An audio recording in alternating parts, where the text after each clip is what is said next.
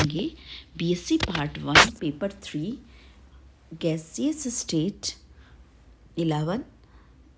Presenting flow is calculation of critical constants, calculation of van der Waals gas constant, and the limitations of van der Waals equation and the laws of corresponding state and reduced equation of state. इनके बारे में विस्तृत अध्ययन करेंगे. सबसे पहले ना the calculation of critical constant. जैसा कि पिछले लेक्चर में हमने पढ़ा था कि आयतन का त्रिघातकी समीकरण, उससे हमने थ्योरेटिकल और एक्सपेरिमेंटली कंपेयर किया था. नाउ हम जो थ्योरेटिकली क्रिटिकल कांस्टेंट्स के मान इन्हीं इक्वेशन की सहायता से ज्ञात करेंगे. For the calculation of critical constant, carbon dioxide के 31 डिग्री सेंटीग्रेड के समतापी वक्र में बिंदु बी पर आयतन के तीनों मान समान हो जाते हैं, अर्थात इस बिंदु पर द्रव व गैस में विभेद करना संभव नहीं है. अतः बिंदु बी के ताप, दाब तथा आयतन क्रमशः क्रांतिक ताप, दाब और आयतन कहलाते हैं. इन शर्तों को वैन डर वाल समीकरण में प्रतिस्थापित करके क्रांतिक स्थिरांकों की गणना की जा सकती है. तो हम कह सकते हैं कि क्रांतिक बिंदु पर V is equal to V C, so we can write it as V minus V C is equal to zero. जब V माइनस वी सी का मान ज़ीरो है तो V माइनस वी सी का क्यूब भी ज़ीरो होता है.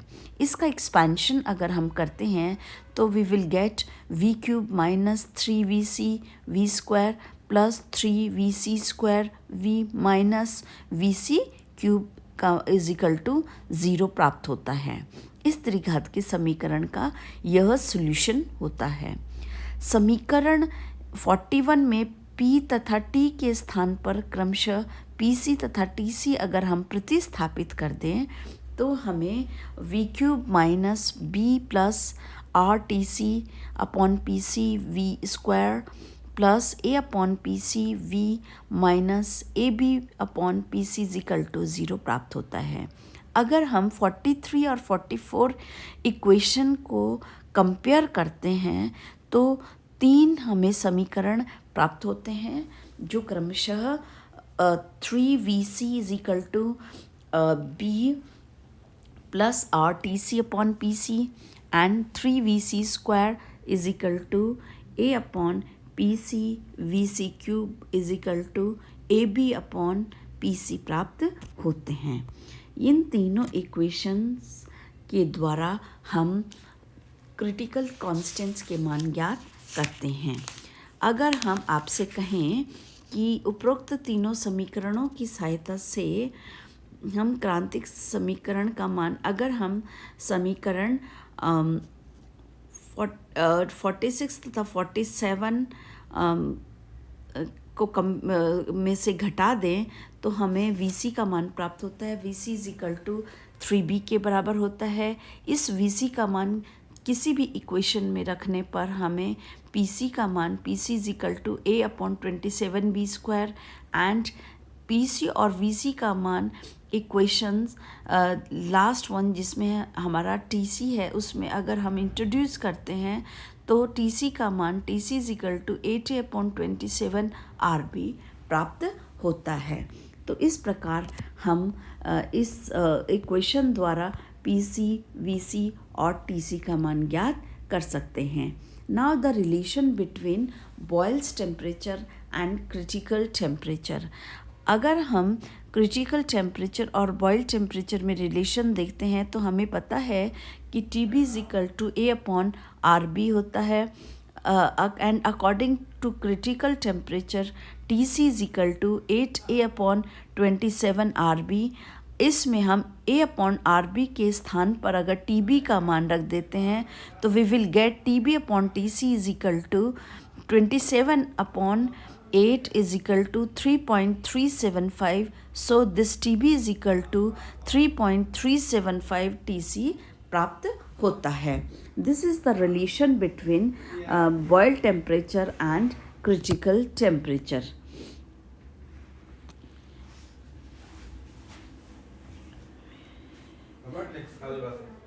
And calculations of Van der Waals constant.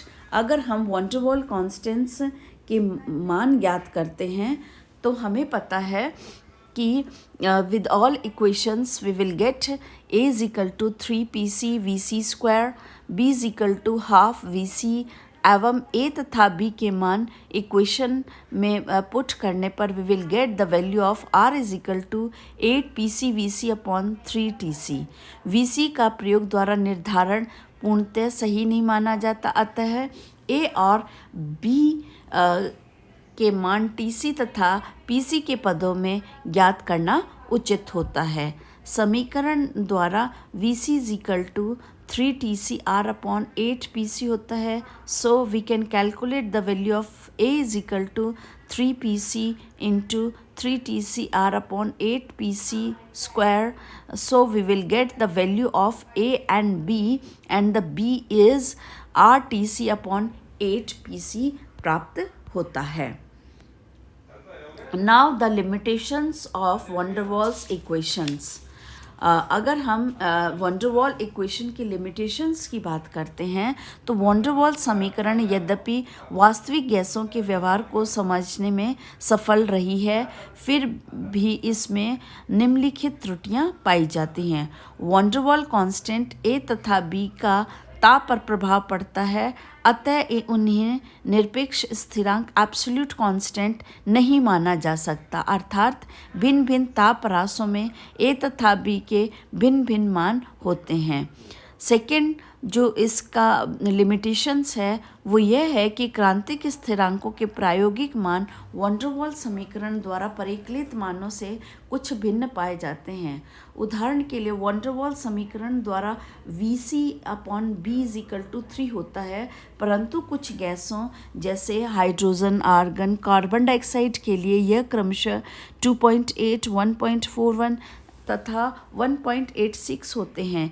इसी प्रकार प्रत्येक गैस के लिए RTC upon PCVC is equal to 2.67 होता है, परंतु प्रायोगिक मान सामान्यतः उच्चतर होते हैं। उदाहरण के लिए हीलियम का मान 3.08, कार्बन डाइऑक्साइड के लिए 3.64 होता है। अगला जो लिमिटेशंस है वह यह है कि बहुत उच्च दाब तथा बहुत निम्न तापों पर यह इक्वेशन त्रुटिपूर्ण हो जाते हैं तथा प्रायोगिक समतापी वक्र van der Waals समीकरण द्वारा प्राप्त समतापी वक्रों के समान कंटिन्यूअस नहीं पाए जाते हैं। तथा अंतिम जो लिमिटेशंस है वह कि बॉयल टेम्परेचर के प्रायोगिक मान तथा समीकरण से प्राप्त सैद्धांतिक मान समान नहीं पाए जाते हैं। इस प्रकार ये आपकी van der Waals gas equation की लिमिटेशंस हैं। Now the law of corresponding states and reduced equations of state. Reduced equation of state is nothing but it's a ratio of reduced temperature, reduced pressure and reduced volume. Basically, we all know that the reduced pressure is equal to P upon PC and reduced volume is V upon VC and reduced temperature is T upon TC. If we take the values of all these reduced pressure, temperature and volume in van der Waals gas equation, then the equation is called the law of corresponding state and reduced equation of state. जैसा कि हमने van der Waals gas equations में P plus A और B और R gas constant की value अगर हम रख दें तो हमें यह equation P plus 3 PC VC square upon V square V minus VC upon 3 is equal to 8/3 PC VC T upon TC प्राप्त होती है। इस में दोनों तरफ PC VC का अगर हम डिवाइड करते हैं तो we will get P upon PC plus 3 VC square upon V square V upon VC minus 1/3 is equal to 8/3 T upon TC प्राप्त होता है। यहाँ हम रिड्यूस्ड प्रेशर जिसे पाई द्वारा रिप्रेजेंट करते हैं, रिड्यूस्ड वॉल्यूम जिसे फाई द्वारा रिप्रेजेंट करते हैं और रिड्यूस्ड टेम्परेचर जिसे हम थीटा द्वारा रिप्रेजेंट करते हैं के मान अगर हम इस इक्वेशन में रखते हैं तो हमें pi plus 3/5 square 3 minus 1 is equal to 8 theta प्राप्त होता है. And this equation is called the reduced equation of state.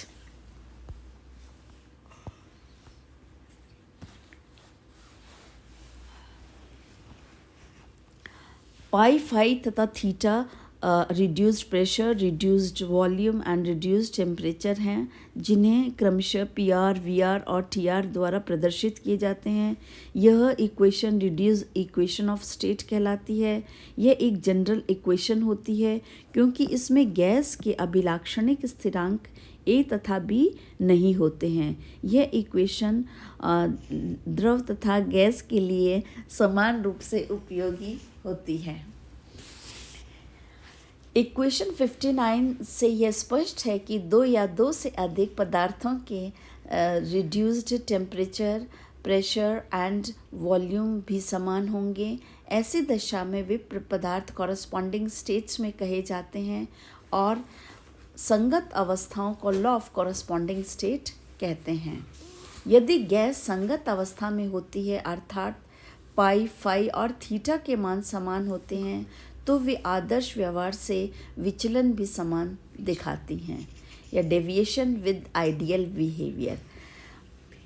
समानित अवस्था समीकरण का यद्यपि प्रत्यक्ष रूप से कोई उपयोग नहीं है परंतु संपीड्यता गुणांक अर्थात compressibility factor Z and reduced pressure के मध्य अगर हम ग्राफ खींचते हैं तो उसका उपयोग है. गौ तथा जैनसुक ने इन ग्राफ को दर्शाया कि सभी पदार्थ एक ही जैसे वक्र बनाते हैं अतः सभी पदार्थ एक ही रिड्यूस्ड स्टेट्स में होते हैं तथा लॉ ऑफ कॉरस्पॉन्डिंग स्टेट्स में होते हैं. समीकरण में का उपयोग क्वथनांकों तथा द्रव के आणविक आयतनों की तुलना करने में भी किया जाता है. क्वथनांकों पर द्रव संगत अवस्थाओं में होते हैं अतः इन गुणों में अधिक नियमितता दिखाई देती है. अर्थात कहा जाए तो कॉरस्पॉन्डिंग स्टेट्स में बिहेवियर ऑफ जो भी पदार्थ है उनका समान होता है. Thank you.